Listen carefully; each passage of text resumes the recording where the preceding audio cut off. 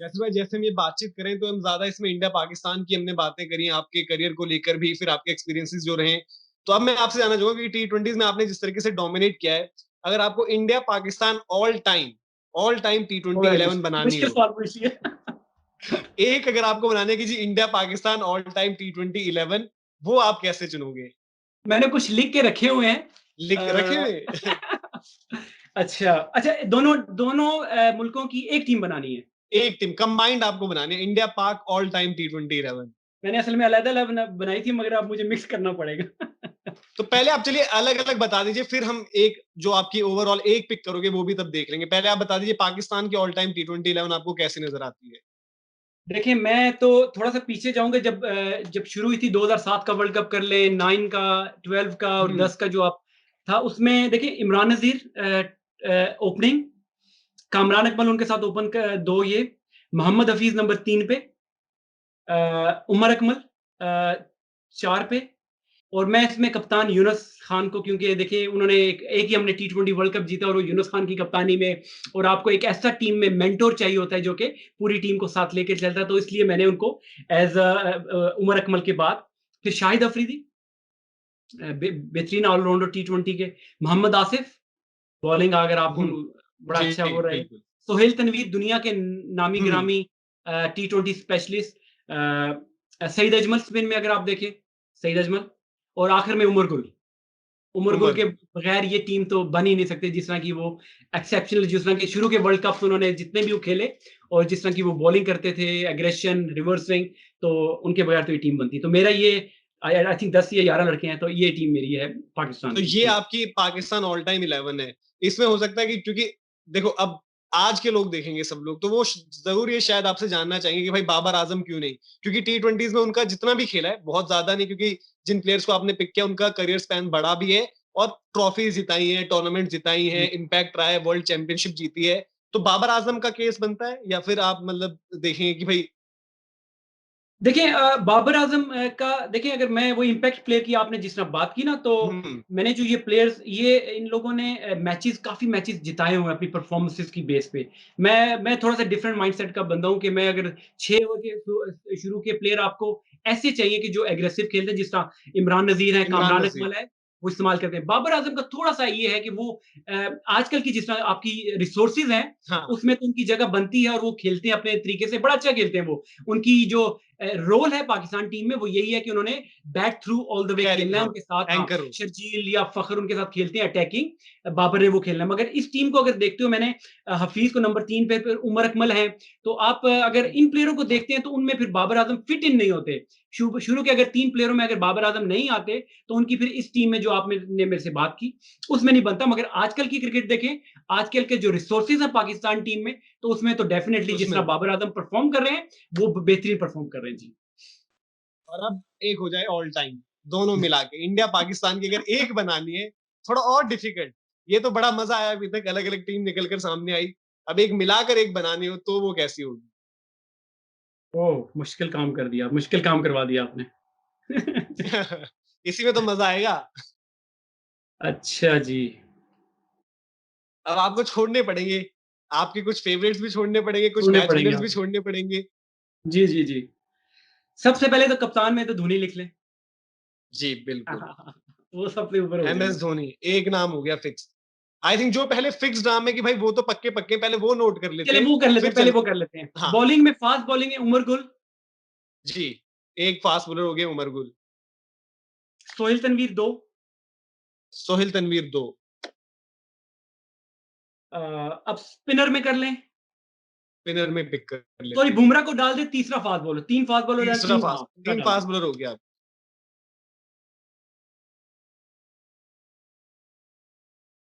अच्छा जी, ये हो गए, कप्तान हमारे हो चुके हैं मतलब विकेट कीपर हो चुके हैं एमएस धोनी, धोनी हो 4 हो चुके। गए। अब देखिए इमरान नज़ीर ने इतनी लंबी क्रिकेट खेली नहीं, अब ये रोहित और कोहली इन दोनों ने काफ़ी क्रिकेट हुँ, खेली है। ओपनर फिर मेरे दोनों यही होंगे, रोहित और रोहित और कोहली। कोहली, ठीक है 6 प्लेयर्स हो गए। 1 डाउन में हफीज़, हफीज़ वन डाउन आ गए, अ, 4 में युवराज युवराज, और 5 पे उमर अकमल। उमर अकमल 5 पे। अब कितने प्लेयर रह गए बीच में? स्पिनर रह गए ना? हाँ, एक स्पिनर रह गया, तो आपकी टीम अभी तक जो बनी है विराट, रोहित, हफीज, फिर युवी है, उमर फिर अकमल, उमर अकमल आपने लिए धोनी। 5, आई थिंक फिर 6 धोनी हो जाते हैं, 6 धोनी हो गए आपके। फिर आपके जो आपने फास्ट बॉलर्स पिक किए हैं उसमें आपने पिक किए हैं उमर जसप्रीत गुल, बुमराह, उमर गुल और सोहेल तनवीर, तो 9 खिलाड़ी हो चुके हैं आपके। 2 रह अब गए। 2 रह गए जिसमें से आई थिंक एक केस बनता है ऑलराउंडर के लिए, एक और, क्योंकि यूवी भी है आपके पास जो बॉल भी डाल देंगे, एक ऑलराउंडर वाला केस बचता शाहिद है। अफरीदी, शाहिद अफरीदी। हाँ, वो तो आपके मतलब वो 7 पर बैटिंग में होगी और 10वां नाम ही हो गया लाइनअप में, तो 11वां एक स्पिनर बचता है आपका। इम्पैक्ट प्लेयर अगर आप कहते हैं, मैच हाँ, विनिंग परफॉर्मेंसेज हाँ, अगर आप देखें तो सईद अजमल जो है मिस्ट्री स्पिनर, अगर आप देखें दूसरा, और जिस तरह के उन्होंने मैचेस जी, जिताए हैं, मेरे जी। ख्याल से सईद अजमल। जैसे भाई आपने कप्तान एमएस धोनी चुने, तो एमएस धोनी एज कैप्टन जो आपने देखा, आपको क्या लगा कि यार वो उस इंसान ने, उस शख्सियत ने अलग क्या किया और क्या उनको अलग बना देता है, not just as captain, as player भी, जो हमने देखा कि भाई आपने बोला कि आपको वहां पर मिस्टर कूल का दर्जा दे दिया गया कि जो आपने परफॉर्मेंस अंडर प्रेशर डिलीवर की। धोनी का जी। भी काम हम देखें तो इंटरनेशनल क्रिकेट में ऐसे था, जी आए, जितनी भी प्रेशर हो, जो भी सिचुएशन हो, मैच फिनिश करके निकल जाना, डिफिकल्ट सिचुएशन से मैच निकाल देना। आपकी नजर में एमएस धोनी पर अगर कुछ आप कहना चाहें। देखिए, जिस तरह मैंने पहले बात की थी ना, आपके इंडिया के जो प्लेयर्स थे, जितने बड़े वो प्लेयर थे, इतने बड़े इंसान थे, तो धोनी पे ये चीज़ बिल्कुल फिट बैठती है कि वो जिस तरह के वो क्वालिटी के प्लेयर्स थे, इवन हमारे जो पाकिस्तानी प्लेयर, दुनिया के प्लेयर से भी अगर आप बात करें कि एक कंपेटिटर के हिसाब से शुएब अख्तर का भी आपने सुना होगा, उन्होंने हमेशा यही कहा कि जब मैं इनको बॉलिंग करता था तो मुझे नहीं समझ आता था कि बॉल को बीट कैसे कराना है। तो इतना ये मेंटली, फिजिकली ये इतने स्ट्रांग थे, और उस प्लेयर होने के साथ-साथ इनका जो एज़ अ पर्सन थे, बड़े ही हम्बल, और उसके साथ-साथ अगर आप देखें मैन मैनेजमेंट इनकी जो थी मेरे ख्याल से, अपने प्लेयर के साथ, अपने कोलीग्स के साथ, वो बड़ी अच्छी थी। वो जो उनकी केमिस्ट्री इनके प्लेयर्स के साथ, क्योंकि रिजल्ट्स जब आप, मैंने पहले भी बात की थी कि जब आप इस तरह के टाइटल्स जीतते हैं, इस तरह के बड़े स्टेज पे आते हैं, तो आपकी जो जो आपका कप्तान होता है, डेफिनिटली उसमें कोई क्वालिटी होती है, उसकी मैन मैनेजमेंट जो होती है, वो बड़ी क्रूशियल होती है। तो मेरे ख्याल से महेंद्र सिंह धोनी की ये चीज बड़ी ही अच्छी थी कि जो उनके कोलीग्स, जो उनके प्लेयर्स थे, वो उनको 100% बैक करते थे, और एक दो बुरी परफॉर्मेंसेस पे देखा ये जाता है कि कप्तान जो होता है अपने प्लेयर्स को क्रिटिसाइज करता है। इनकी ये क्वालिटी है कि वो इवन मीडिया में भी जब आते थे तो अपने प्लेयर्स को वो सपोर्ट करते थे, बैक करते थे। ये एक इनकी बड़ी अच्छी क्वालिटी थी, जिसकी वजह से देखें, प्लेयर अपने लिए तो खेलते ही हैं, मगर मजा तब आता है कि प्लेयर अपने कप्तान के लिए खेले। तो इनके अंडर जो प्लेयर खेला करते थे, हुँ। तो मुझे ये लगता है कि वो इनकी कप्तान की रिस्पेक्ट के लिए भी खेला करते थे। तो ये बड़ी एक अच्छी चीज थी जो इनको बाकी कप्तानों से या बाकी प्लेयरों से डिफरेंट करती थी। तो मेरा भी जो भी इनके साथ इंटरेक्शन थोड़ा बहुत हुआ, ये बल्कि हांगकांग भी एक दफा, जब ये इतने बड़े स्टार नहीं बने थे, हुँ। हांगकांग सुपर सिक्स खेलने आए।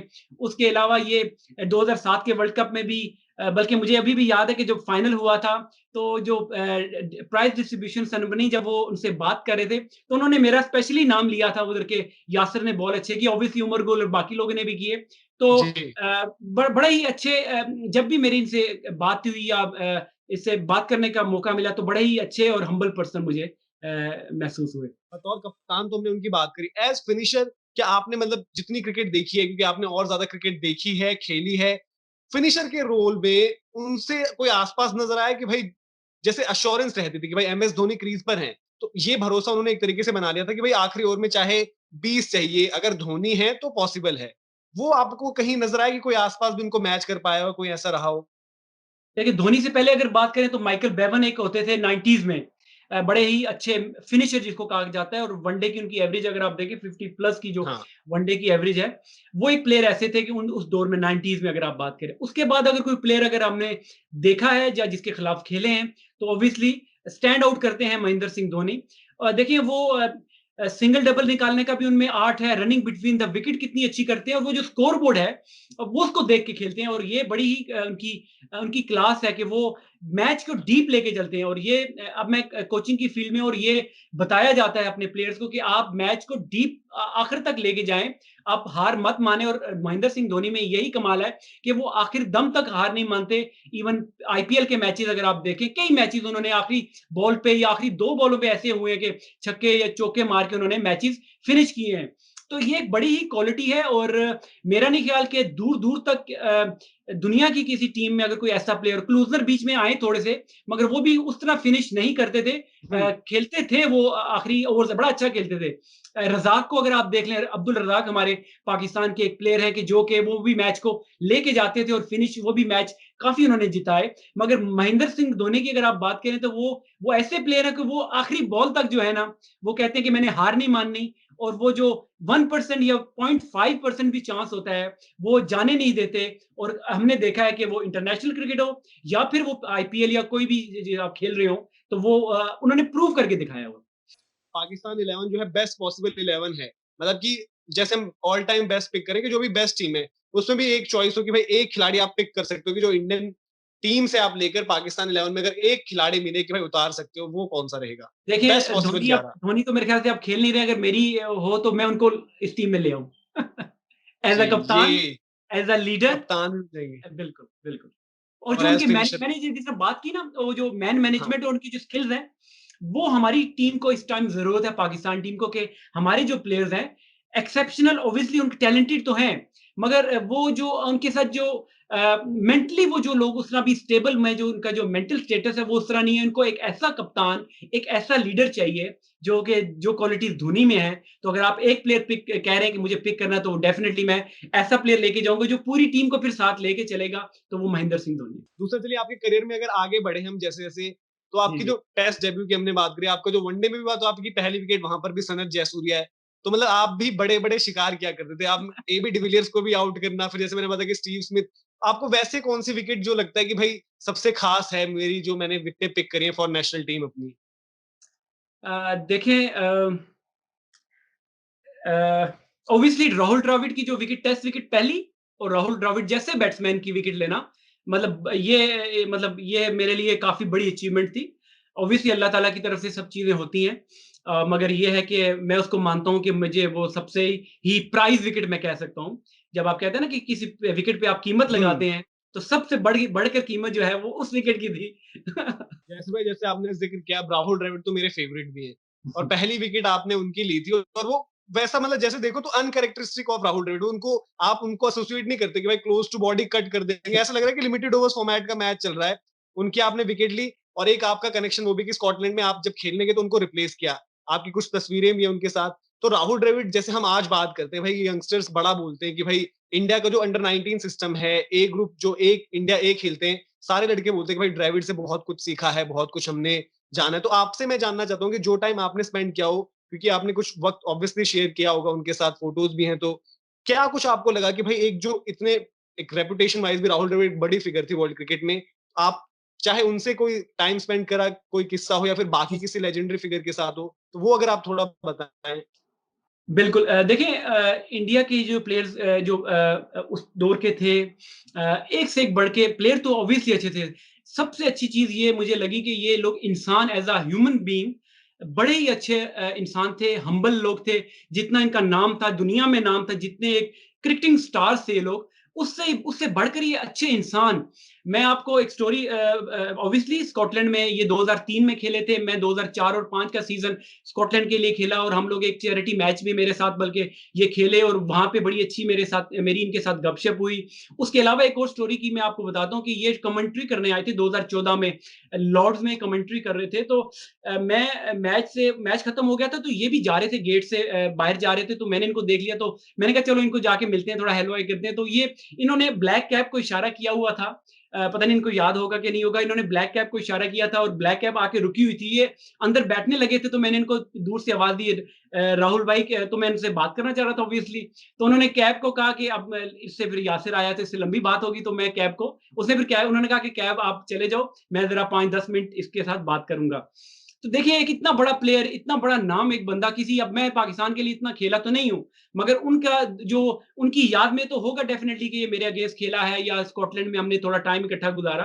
तो उन्होंने मेरे साथ 10-15 मिनट मुझे बल्कि दिए और मेरे से गपशप लगाई, बल्कि मेरी क्रिकेट के बारे में पूछा, मेरी फैमिली के बारे में पूछा, क्या कर रहे हो, क्या नहीं कर रहे। तो ये चीज़ें देखिए, मुझे आज तक उनकी एक-एक बात याद है। तो ये चीज़ें आपको किसी भी प्लेयर तो बहुत बड़े-बड़े आपने देखे होंगे, मगर जो एज़ अ पर्सनैलिटी तो मैं तो कहूँगा कि इनका नाम ले लें, सौरव गंगोली का इवन आप नाम ले, इवन आपको वो भी आपको पता नहीं, पता है कि नहीं पता, वो हमारी शादी में भी इन्विटेशन जी। उनको हमने किया था और वो इन्होंने कहा मैं ज़रूर आऊँगा और वो आए। बहुत से ऐसे प्लेयर थे जिनको मैंने बुलाया था, वो नहीं आए, मगर सौरव को उनको रिक्वेस्ट की थी, उन्होंने कहा बिल्कुल मैं आऊँगा, हालाँकि वो भी उस टूर पे 2011 पे खेलने आए हुए थे, तो उन्होंने टाइम निकाला, वो आए। उसके अलावा और भी प्लेयर, लक्ष्मण से मेरी 1-2 दफ़ा उनसे बात हुई, वो काउंटी क्रिकेट लैंकाशायर के लिए खेले थे, तो वो मेरे साथ गपशप, जब टेस्ट मैच में बैंगलोर खेल रहा था, तो मेरे साथ उन्होंने उस काउंटी सीज़न का मेरे से पूछा, मेरे से बातचीत की। सचिन तेंदुलकर की मेरी, मतलब देखिए वो एक स्माइल ही अगर आपको दे दें, तो वो आपको सारी उम्र याद रहता है कि इतना बड़ा प्लेयर अगर आपको एक स्माइल दे देता है, आपसे एक हेलो हाय की बात ही कर ले।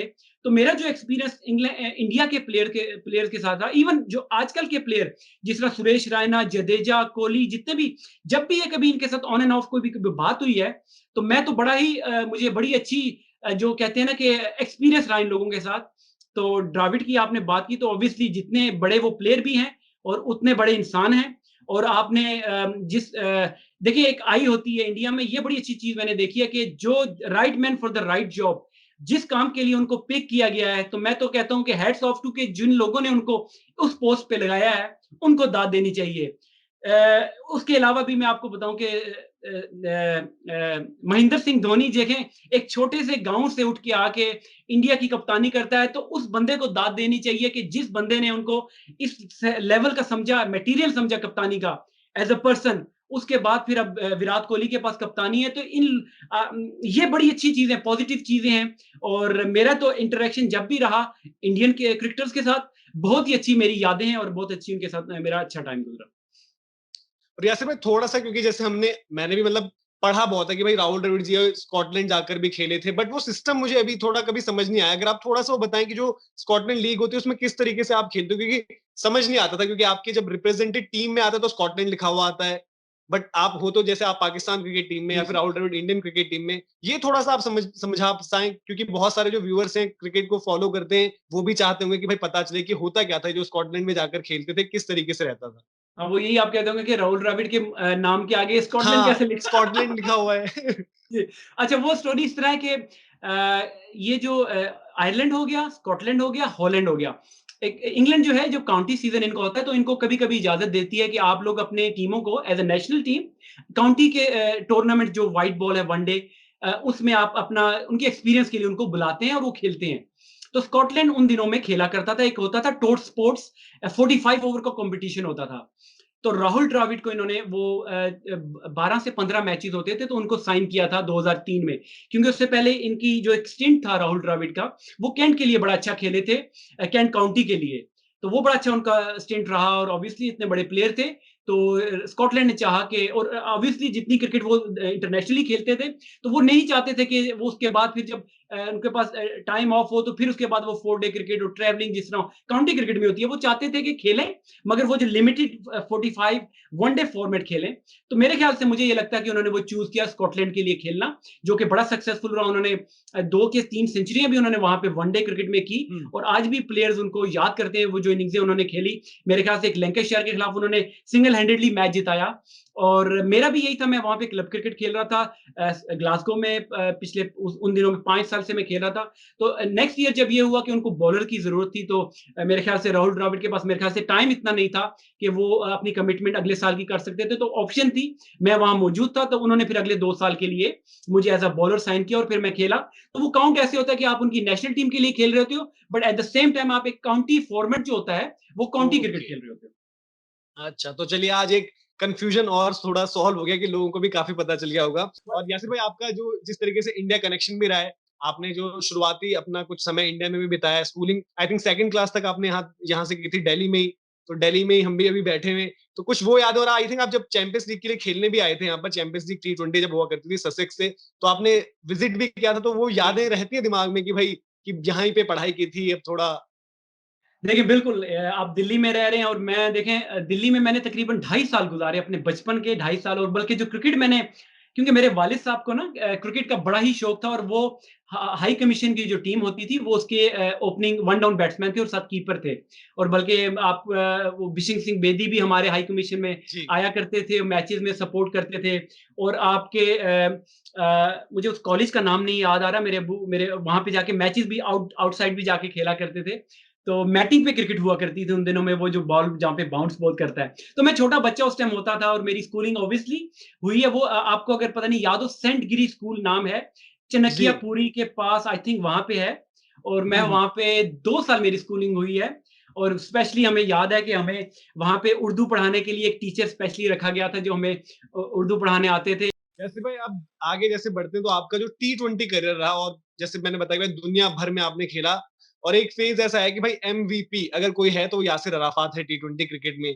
एक तो आपकी बॉलिंग बहुत ज्यादा डिसेप्टिव, स्लोअर वंस हो चाहे यॉर्कर्स को लेकर एक्यूरेसी हो, पूरी तरीके से आपने रूल किया। तो थोड़ा सा आप बताएंगे कि टी20 क्रिकेट में आपने क्या अपने गेम पर काम किया, जो आपने अक्रॉस सर्किट, जैसे इंग्लैंड में आई थिंक आपने 6 काउंटीज रिप्रेजेंट करी हैं, फिर ऑस्ट्रेलिया में खेलना हो, न्यूजीलैंड हो, बांग्लादेश हो, साउथ अफ्रीका हो, तमाम जगह आपने खेला और डोमिनेट किया। स्पेशली मतलब विकेट टैली में आपका नाम हमेशा ऊपर रहता था, मैचेस चेंज करना, टूर्नामेंट जितवाना, पर स्कॉचेस को जैसे बैक टू बैक चैंपियन बनाना, उसमें आपका बड़ा रोल रहा। इंग्लिश काउंटी में मैंने ऑलरेडी जिक्र किया कि भाई अभी भी आप थर्ड हाईएस्ट विकेट टेकर हो वहां पर। तो क्या आपने काम किया था ऐसा, क्योंकि उस वक्त पर आपने बहुत आगे की सोच कर कुछ चीजें जो है एक्सपेरिमेंट करी होंगी, जो आपको रिजल्ट्स वैसे मिले थे? देखिए मैं लकी इस तरह रहा कि मैंने शुरू में, आप देखिए पाकिस्तान में, I am not sure India में लोग टेनिस बॉल से शुरू करते हैं, खेलते नहीं खेलते, मगर पाकिस्तान के क्रिकेटर्स मोस्टली टेनिस बॉल खेल के आते हैं। तो मैं लकी इन द सेंस था कि मेरे जो वालिद साहब को जब क्रिकेट का शौक था, तो उन्होंने मुझे छोटी एज से ही क्रिकेट क्लब में हार्ड बॉल से शुरू करवा दिया। तो जो मेरी बेसिक्स बनी थी वो बड़ी अच्छी बनी थी, क्योंकि मेरा जो स्कूल से मैं आता था तो मैं 4 से 5 घंटे बॉलिंग किया करता था, लंबी बॉलिंग किया करता था। फिर लकीली मैं अंडर 15 वर्ल्ड कप, जिसमें आपने शुरू में बात की थी, हाँ। मेरी सिलेक्शन वहां पे होगी, वहां से फिर अंडर 19 खेला, डोमेस्टिक खेला। तो मैं ग्रास रूट से खेलता खेलता जो है ना, मेरी फिर फर्स्ट क्लास की मैंने मैचेस बहुत खेले हुए थे। तो जो मेरी बेसिक्स थी वो बड़ी पक्की हो चुकी थी। और आप देखें कि लंबे स्पेल करना, यॉर्कर्स करना, रिवर्स स्विंग करना। तो जब नई नई टी20 आई तो उन दिनों में मैं ऑब्वियसली रिवर्स स्विंग, मेरी स्पीड भी थी, एक एबिलिटी थी कि मैं यॉर्कर्स करता था। तो बड़ी सक्सेसफुल होते थे वो बॉलर्स जो कि यॉर्कर्स अच्छा करते हो, या पे जिनकी स्लो बॉल और बाउंसर्स जिनके अच्छे हों विद द पेस। तो मेरे पास ये तीनों अल्लाह की तरफ से ये चीजें थी, स्किल्स थी, जिसकी वजह से मैं सक्सेसफुल हुआ। उसके अलावा मैं एक चीज बिलीव करता हूं कि आप कभी भी एक चीज, अगर आप एक साल अगर आपने कोई नई चीज डेवलप की है, तो वो नेक्स्ट ईयर तक आप एक्सपोज हो जाएंगे। आपको नई से नई चीज, नेक्स्ट टूर्नामेंट या नेक्स्ट ईयर के लिए आपको नई चीज डेवलप करनी पड़ती है to be a successful player. तो मेरा यही ख्वाहिश होती थी कि मैं जब एक, क्योंकि आप देखें अब डेटा एनालिसिस इतने आ गए हैं, कैमरास इतने आ गए हैं कि आप डेफिनेटली आपको जब टीम मीटिंग्स होती हैं, ऑपोजिशंस करती हैं, तो आपका इनसाइड आउट वो जो है वो खोल के सामने प्लेयर्स के सामने रख देते हैं। तो आप एक्सपोज हो जाते हैं अनलेस एंड अनटिल आप कोई नई डिलीवरीज या अपना कोई नई स्किल डेवलप करते हैं। तो मेरी कोशिश ये होती थी कि जब भी मैं किसी नए इवेंट में जाऊं या किसी नई टूर्नामेंट में जाऊं, तो मैं कोई नई स्किल लेके जाया करता था, जिसकी वजह से मुझे थोड़ा यह है कामयाबी होती थी, अल्लाह ताला की तरफ से हेल्प होती थी। और मैं अगर आप वो जो बात कर रहे हैं कि अभी भी मैं जितनी भी टी20 क्रिकेट हुई है यहाँ पे इंग्लैंड में, अभी भी मैं अगर फास्ट बॉलर्स की बात करें तो मैं हाईएस्ट फास्ट बॉलर्स में हम्म। हूँ। मेरे से जो ऊपर दो हैं, मेरे ख्याल से स्मिथ पटेल हैं और डैनी ब्रिग्स हैं, दो डैनी स्पिनर्स ब्रिग्स। हैं। तो उसके अलावा एक और मैं आपको बड़ी मजे की बात बताता हूँ टी20 सक्सेसफुल होने की का फायदा मुझे ये हुआ कि जब आप, मैं आपको स्टोरी बताता हूँ, 2007-8 की बात है। मैं जब सेकंड एडिशन पी आपका आईपीएल का हो रहा था, तो पहला एडिशन तो मैंने मिस कर दिया था। तो कोलकाता नाइट राइडर्स से एक स्काउट्स, शाहरुख खान की जो मैनेजमेंट, उनकी टीम जो थी, उन्होंने एक स्काउट भेजा इंग्लैंड में सिर्फ मेरे लिए कि इस प्लेयर के साथ आपने बात करनी है, उसको जाके देखना है आपने। और एक वो मेरे से मुलाकात उन्होंने एक मैच में की, और मैं हैरान हुआ कि मैंने कहा कि मैंने उस चीज को सीरियस नहीं लिया। मैंने कहा कैसे हो सकता है कि कोई बंदा इंडिया से स्पेशली आए आपके।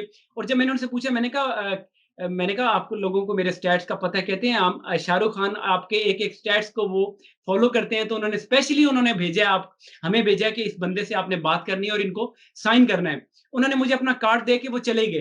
तो मैंने उसको समझा कोई मजाक करके चला गया बंदा, तो मैंने कोई रब्ता नहीं किया। और इंडिया से उन्होंने मुझे फ़ोन किया, कहते हैं आपने राब्ता नहीं किया? मैंने कहा मैं तो समझा मज़ाक है, कोई ऐसी बात है? तो उन्होंने कहा नहीं आपका कॉन्ट्रैक्ट हम लोग तैयार है, आपको 3 साल का कॉन्ट्रैक्ट हम दे रहे हैं, तो आपको शाहरुख खान खुद फ़ोन करेंगे और मुझे बिल्कुल मैं हैरान हो गया कि अगले दिन उनकी कॉल मुझे आई और उन्होंने वाह! मेरे से बात की और उन्होंने मुझे कहा कि वेलकम ऑन बोर्ड और हम चाहते हैं कि आप हमारी टीम के लिए आके खेलें और टीम में परफ़ॉर्म करें। तो मैं फिर कहते हैं मैं खुद आ रहा हूँ इंग्लैंड आ रहा हूँ तो मैं आपका वो खुद मेरा कॉन्ट्रैक्ट देखिए आप अंदाज़ा करें कॉन्ट्रैक्ट इंडिया से लेके लंदन आए और फिर वहाँ से मैंने कॉन्ट्रैक्ट पिक करवाया।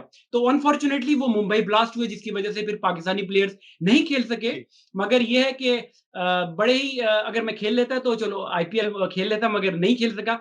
ऑन द अदर हैंड फिर चैंपियंस ट्रॉफी में 2 दफ़ा आके ससेक्स और पर्थ की तरफ से आके खेला। तो ये एक थोड़ी-सी मेरा टी20 की थोड़ा वो हिस्ट्री थी। अच्छा, पर्थ का एक्सपीरियंस भी आपका बड़ा ज़बरदस्त रहा, वहाँ पर भी आप एज़ रिप्लेसमेंट गए थे। आई थिंक ड्वेन स्मिथ की पहले सीज़न में गए थे आप रिप्लेसमेंट, और वहाँ जिस तरीके से आपने बॉल डाला, स्पेशली मैं वही मैच जो बात कर रहा था कि स्टीव स्मिथ को एक मैच में 2 बार ही आउट किया आपने। वो बताइए कि भाई 1 ओवर एलिमिनेटर, तब तो नई-नई चीज़ें थी ये। जैसे अब सुपर ओवर फिर भी आम हो चुका है। उस टाइम पर नई-नई चीज़ें थी, तो सुपर ओवर में क्या एक टेम्परामेंट रहता है और क्या एक थिंकिंग रहती है फास्ट बॉलर की? जैसे आपने बॉल डाला, हमने देखा है कि भाई लगातार अलग-अलग बॉलर्स होते हैं, एक प्रेशर अलग ही रहता है सुपर ओवर का। तो वो क्या माइंडसेट था, और स्टीव स्मिथ को 2 बार आउट करने का एक्सपीरियंस, और तब के स्टीव स्मिथ, अब के स्टीव स्मिथ, वो कैसे देखते हैं आप? देखिए ये इतना फ़ास्ट होती है टी20 क्रिकेट कि आप प्लान कुछ नहीं कर सकते।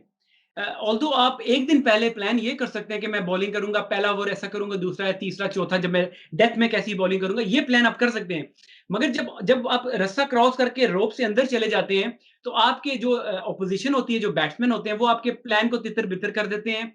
तो आपको फिर वो जो चीज़ें होती हैं ना, वो आपकी अल्लाह ताला की तरफ से ये चीज़ें खुद आ रही होती हैं कि आपने अब क्या बॉल करना है, अब क्या करना है। तो ये मैं आपको उस मैच में बताऊँ कि हम लोग वो बड़े अच्छे तरीके से स्टीवन स्मिथ बैटिंग कर रहे थे वो जब वो 60 और ये 70 पे खेल रहे थे और मैच वो लोग बिल्कुल लेके जा रहा था, जिता रहा था वो। तो वो कुछ इस तरह हुआ कि जब मैं सेकंड स्पेल पे आया, मैंने पहले स्पेल पे 2 आउट किए और दूसरे में फिर मैंने स्टीवन स्मिथ आउट हुए उसमें, बल्कि मेरा से उनसे उनका कैच भी छूट गया। फाइनल लेग पे मेरे से बड़ा ईज़ी कैच छूट गया और मैं बड़ा परेशान था कि अब तो ये मैच बिल्कुल ही निकल जाएगा और मेरी वजह से ये मैच हमारे हाथ से चला जाएगा। तो अल्लाह ताला की करनी कुछ ऐसी हुई कि जब मैं स्पेल पे आया, एक तो मेरे से मैंने उनकी विकेट ले ली और उसके बाद फिर जो 20th ओवर में कर रहा था, 6-7 रन चाहिए थे। हुँ, ब्रेट ली बैटिंग कर रहे थे, वो भी बड़ी अच्छी बैटिंग कर हाँ। रहे थे और उनको बोल्ड किया, फिर मैंने मैच वो टाई हो गया। उसके बाद जब सुपर ओवर हुआ, मैं जिस तरह पहले बात कर रहा हूँ, ये अल्लाह ताला की तरफ से ये चीज़ें होती हैं, आप प्लान नहीं कर सकते। तो मुझे तो ख़ाम-ख़्याल में भी नहीं था कि मुझे बॉलिंग कराएँगे क्योंकि हमारी टीम में उस टाइम कोल्टर नायर थे, अल्फोंसो थॉमस जो टी20 के बड़े हाँ। स्पेशलिस्ट गिने जाते हैं। हुँ। तो मेरे तो ख़ामो-ख़्याल में भी नहीं था कि मैंने वो सुपर ओवर करना है। तो उन्होंने पिक मुझे इसलिए किया कि मेरे ख़्याल से वो मैंने बॉलिंग अच्छी की हुई थी। तो फिर मुझे तो बल्कि बाद में उस ओवर करने के बाद मुझे खुद रियलाइज़ नहीं हुआ कि मुझे लोगों ने वहाँ पे खिताब दे दिया कि मिस्टर कूल का खिताब दे दिया। पर्थ के लोगों ने कि इतने प्रेशर मैच में हुँ, कि एक बंदा जिस तरह बॉलिंग कर रहा है, विकेटें ले रहा है, एन्जॉय कर रहा है, तो मुझे खुद समझ नहीं आ रहा था वो क्या हो रहा है। ये सब अल्लाह ताला की तरफ से था। स्मिथ बल्कि वो जो पहली बॉल मैंने की मेरे ज़हन में यही था कि मैं स्लो बॉल करूँगा क्योंकि फाइनल लेग मैंने ऊपर बुलाई हुई थी, तो आई डोंट नो उन्होंने शॉट कैसे खेली और वो बोल्ड हो गया ऑल्दो वो फुल टॉस बॉल था।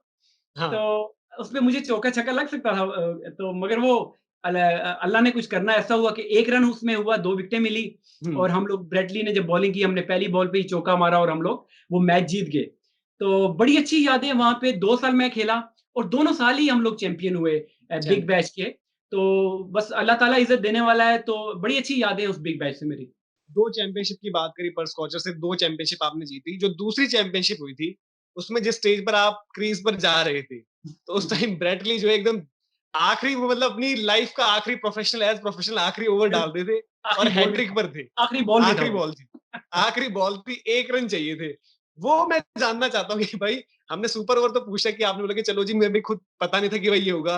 वो पूरा थोड़ा-सा अगर आप रिलीव कर पाएँ, क्योंकि वो जितनी बारी भी आप यूट्यूब पे देखो वो वीडियो ब्रेटली का लास्ट ओवर, वो पूरी तरीके से जिस तरीके से ओवर डलता है, 2 बैक टू बैक विकेटें आती हैं, फिर आप क्रीज़ पर जाते हो, तो उस टाइम क्या चल रहा था दिमाग में? देखिए, वो मैच भी बिल्कुल इसी तरह था कि लो स्कोरिंग मैच हुआ था, हम लोग बड़ा अच्छा खेल रहे थे। हुँ, मिच मार्च ने मेरे ख़्याल से ये शॉन मार्च ने बड़ी अच्छी बैटिंग की थी। Shaun Marsh. हाँ, 50 प्लस किया था और हम लोग मैच हाँ, मैं बल्कि आप मैं बताऊँ किट मैंने चेंज करके मैं तो अब होटल जाने वाली कपड़ों में चला ट्रैक सूट में आ गया था कि मैंने कहा अब तो जीत गए। 1 या 2 रन रह गए थे और आपकी हाँ, 7-8 विकेटें मौजूद हों और आखिरी ओवर चल रहा हो, तो कौन सोच सकता है कि आपकी बैटिंग आ सकती है? तो ब्रेटली ने वो अपना कैरियर का आखिरी ओवर शुरू किया, उसमें फिर उन्होंने वो 2 बॉलों पे 2 विकेटें ली, उसमें कोल्टर नायर को बोल्ड किया मेरे ख्याल से। हमारे जो एक कीपर थे उनको बोल्ड किया, तो फिर मुझे जल्दी-जल्दी किट पर करनी पड़ी। वही मैं कह रहा हूँ कि आप ये चीज़ें प्लान नहीं करते, ये अल्लाह ताला की तरफ से हो जाती हैं, तो मैंने वो भी उसका कोई प्लान नहीं था बस फिर मुझे जाना पड़ा, खेलना पड़ा और कैरियर की आखिरी बॉल 90 माइल्स प्लस वो बॉलिंग कर रहे थे हुँ। और मेरे ज़हन में भी नहीं था कि मुझे जाके बैटिंग करनी पड़ेगी। और फील्डर भी सारे ऊपर थे और उसमें भी अगेन अल्लाह ताला ने हेल्प की क्योंकि जब मैंने शॉट खेला था वो फील्डर के पास चला गया था फील्डर के आगे और मैं जो स्क्रीन पे भी नहीं था, मैं तो रन आउट था पक्का। वो तो अल्लाह ताला ने वो कि वो जो उनके कप्तान थे मोज़ेस होनरिगस, मॉइसेस ऑनरिक्स। हुँ। उन्होंने बॉल पकड़ा नहीं, वरना तो मैं तो मतलब 2-3 फुट दूर था और स्क्रीन पे भी मैं नज़र नहीं आ रहा था। वो तो मैंने वो दिखावे वाली डाइव मार दी, वरना तो मैं तो दूर-दूर तक नहीं था। बहुत-बहुत शुक्रिया आपने टाइम निकाला और जैसे हमारा स्पोर्ट्स यारी है तो आपकी और हमारी यारी भी इसी की तरह आगे चलती रहेगी और लगातार हम आपके साथ और भी ज़्यादा जुड़ते रहेंगे। बिल्कुल, बहुत शुक्रिया। एक बात मैं यहाँ कहना चाहूँगा कि मैं आपको क्या कहते हैं शाबाश दूँगा कि आपने जो सुबह एक शो किया है, एक ऐसे क्रिकेटर के बारे में डैनियल इब्राहिम जो जी। कि जिनके वालिद पाकिस्तान से ताल्लुक है उनका और पाकिस्तान की फर्स्ट क्लास क्रिकेट खेली, अंडर 19 खेली, बल्कि मेरे साथ भी वो खेले पाकिस्तान में। तो आपने उनके बेटे के लिए जो प्रोग्राम किया, बड़ा ही अच्छा लगा देख के कि आपने एक ऐसे बंदे को हाइलाइट किया कि एक यंगस्टर क्योंकि एक बड़ा ही ये माइलस्टोन एक बड़ी अचीवमेंट है किसी भी प्लेयर के लिए और वालिद के लिए स्पेशली कि जी, सर। उन्होंने छोटी एज में काउंटी क्रिकेट कितने अरसे से हो रही है, तो ये उन्होंने रिकॉर्ड बनाया कि एक 16 साल का बच्चा डेब्यू पे 50 करता है। तो आपने देखें असल जो जर्नलिज्म है, स्पोर्ट्स जर्नलिज्म जो है, वो यही चीज़ होती है कि आप ऐसे-ऐसे पॉइंट्स को और ऐसी-ऐसी चीज़ों को हाइलाइट करें कि जिस पे लोगों की बाकी लोगों की नज़र ना पड़े। तो मैं इस चीज़ को आपने जो सुबह शो किया, मैं उस पे आपको शाबाश देता हूँ।